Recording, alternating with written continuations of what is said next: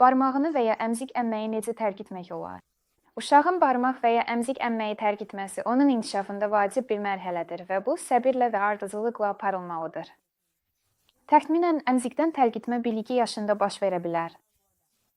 Elə uşaqlar var ki, artıq 1 yaşında əmziyi atır və valideynlərin uşağı əmziyi yenidən götürməyə razı salmasına ehtiyac qalmır. Amma elə uşaqlar da var ki, 2 yaşında əmzik və ya barmaq əmməyi tərk edirlər və bu prosesi sürətləndirmək lazım deyil. 3 yaşa yaxın isə uşağı əmzikdən yumşaq şəkildə tərk etmək daha yaxşıdır, çünki bu dişlərin düzülüşünə təsir edə bilər.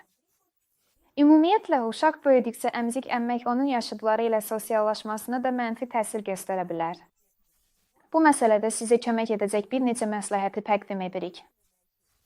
1. İstifadə vaxtını tədricən azaltmaqdır. Uşaq barmaq və ya əmzik əmmə vaxtını azaltmaqdan başlayın.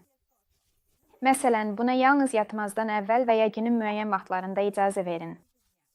Tədricən həm tezliyini, həm də istifadə müddətini azaldın. Yeri gəlmişkən, ana südü ilə qidalanmanı bitirəndə də eyni prinsipi tətbiq etmək olar. 2. Alternativlərdən istifadə etməkdir.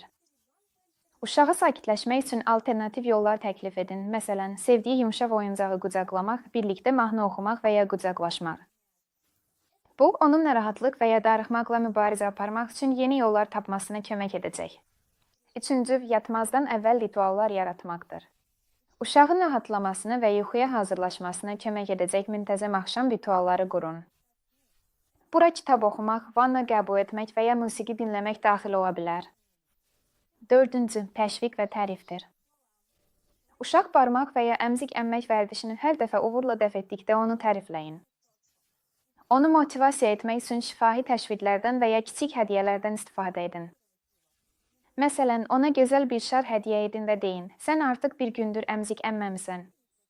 Aferin sənə. Bu da sənə hədiyyə. 5. Dəstək və anlayışdır. Uşağa izah etmək çox vacibdir ki, niyə əmzik əmməyi dayandırmaq lazımdır? Artıq böyüyüb və əmziklə vidalaşmağın vaxtıdır. Uşaq ağlaya və kədərlənə bilər. Bu, normaldır. Valideynin vəzifəsi onu dəstəkləmək və uşağa etkiyə görə kədərlənməyə imkan verməkdir.